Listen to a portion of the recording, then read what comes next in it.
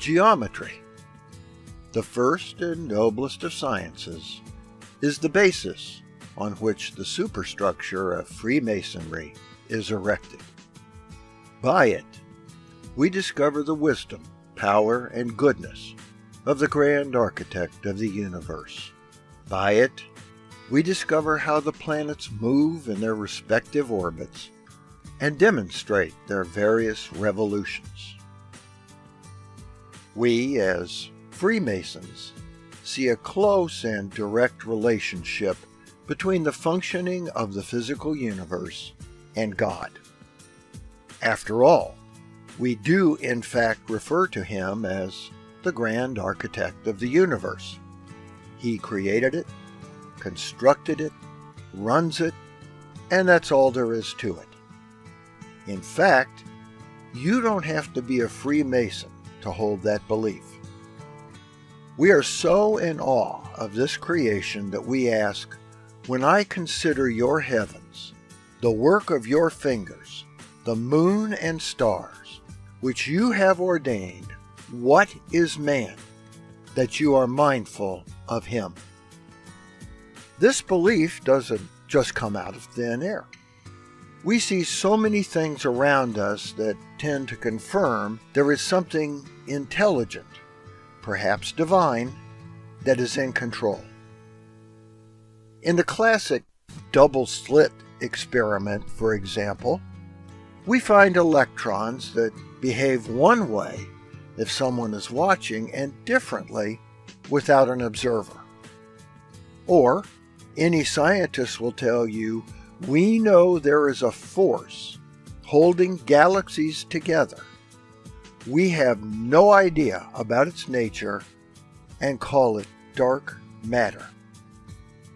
If we draw a line in the sand, as some do, and say those paranoid electrons behaving that way indicate a form of divine intelligence, or buy into the common claim that dark matter is in fact God holding the universe together, we set ourselves up.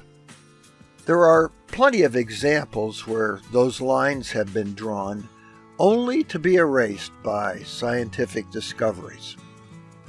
In the 17th century, people saw the heavenly bodies moving around the earth and said they do that because God put the earth and mankind at the center of everything.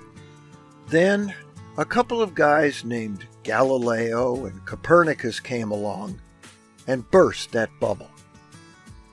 If we think those electrons and dark matter prove God exists, what will we do when a modern-day Copernicus finds a scientific causation? It's easy to fall into that trap.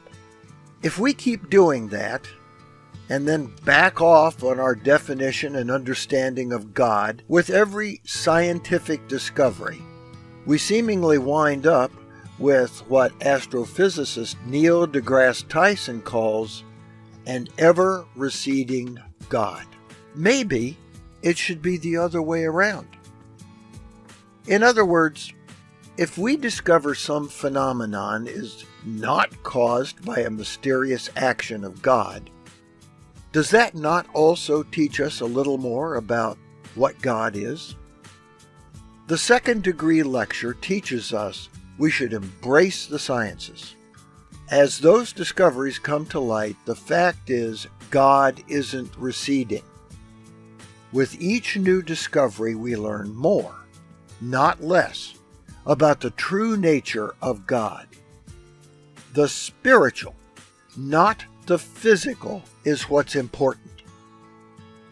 Read our ritual carefully.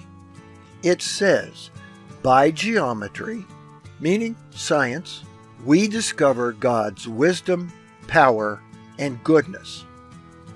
Not that we use it to discover God himself. Scientists have proven the universe is expanding at an ever-increasing rate.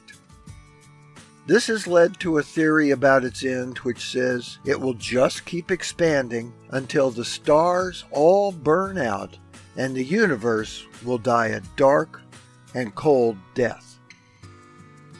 If you're looking for an area where science and religion, or spirituality, are in agreement, look to Matthew 24, verse 35. Heaven and earth will pass away, but my words will not pass away. Don't get hung up about the physical universe. Both God and the scientists say it won't be around forever, but God's words, those spiritual lessons, will be. Let's not worry about the fact that God didn't put the earth at the center of the universe, or he may or may not be manifest in a bunch of shy electrons. Let's use his spiritual teachings to learn how to live our lives, improve them, and the lives of others. For the Whence Came You podcast, this is Steve Harrison with the Masonic Minute.